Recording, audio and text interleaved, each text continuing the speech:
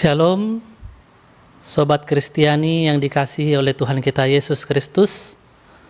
Kembali kita berjumpa di dalam persekutuan kita yang indah di Sobat Kristiani TV. Mari kita merenungkan firman Tuhan yang menjadi kekuatan rohani bagi kita. Tertulis dalam Matius 17 ayat 22 sampai ayat 23. Saya akan membacakan untuk kita semua. Pada waktu Yesus dan murid-muridnya bersama-sama di Galilea, Ia berkata kepada mereka, "Anak manusia akan diserahkan ke dalam tangan manusia, dan mereka akan membunuh Dia, dan pada hari ketiga Ia akan dibangkitkan." Maka hati murid-muridnya itu pun sedih sekali. Demikianlah firman Tuhan. Sobat Kristiani yang dikasihi oleh Tuhan kita Yesus Kristus, Kristus Yesus Tuhan kita yang kita sembah, memberikan teladan kepada kita, memberikan panutan kepada kita melalui kehidupan dan pelayanannya.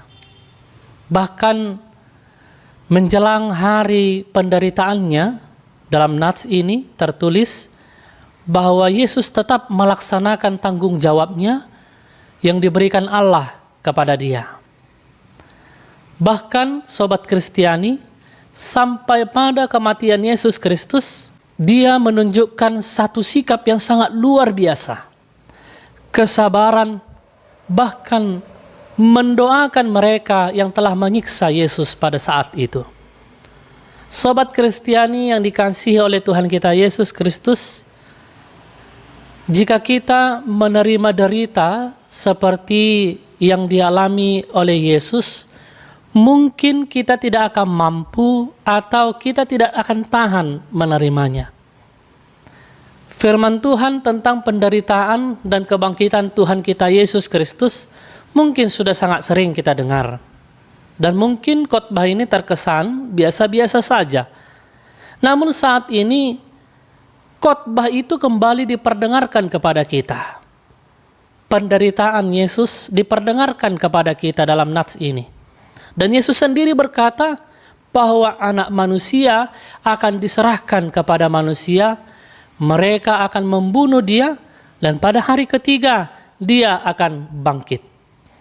Sobat Kristiani, kita kembali mendengar rahasia sorgawi melalui firman ini tentang kebenaran Yesus Kristus sebagai Allah yang kita sembah. Sebab sampai saat ini Yesus Kristus selalu diperbincangkan dan selalu diperdebatkan oleh banyak orang karena mereka meragukan kealahan Yesus Kristus Tuhan kita. Bahkan tidak jarang kita selalu mendengar hujatan demi hujatan kepada Kristus Yesus Tuhan kita yang menganggap bahwa Kristus itu adalah manusia biasa. Sebab jika Dia Allah, tidak mungkin Dia lahir dari seorang manusia dan tidak mungkin Dia menderita. Inilah fakta yang selalu mengguncang dunia, bahkan yang bisa menggoyahkan iman. Ingatlah saudara-saudari yang terkasih, pikiran manusia tidak akan mampu, tidak akan sanggup menyelami kealahan Yesus Kristus. Bahkan jika kita semakin mempertanyakan tentang Kristus Yesus, semakin kita menemukan jalan buntu dan kita tidak menemukan apa-apa. Sebab Yesus Kristus yang kita sembah bukan untuk dipikirkan oleh logika pikiran manusia.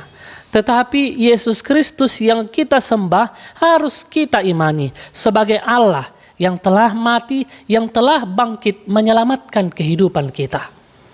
Dan sangat jelas, Sobat Kristiani, dalam konfesi Protestan, terkhusus konfesi HKBP, mengatakan bahwa Allah Anak adalah Yesus Kristus, pernyataan Allah Bapa yang mengosongkan dirinya dan menjadi manusia yang dikandung oleh Roh Kudus. Dialah Tuhan yang melindungi dan menyelamatkan manusia. Dia menyelamatkan manusia dari kuasa iblis dan perhambaan dosa. Dia menderita sengsara di kayu salib. Dialah kesempurnaan korban-korban perdamaian oleh Allah. karena dosa manusia. Karena itulah dia ditinggikan oleh Allah dan kepadanya diberikan nama di atas segala nama, agar semua lutut di sorga dan di bumi, yang ada di bawah bumi, sujud menyembah hanya kepada Tuhan kita Yesus Kristus, agar semua lidah mengaku Yesus Kristuslah Tuhan demi kemuliaan Allah Bapa. Itulah yang tertulis dalam konfesi pengakuan iman kita sebagai orang Kristen. Sobat Kristiani, sungguh sangat luar biasa.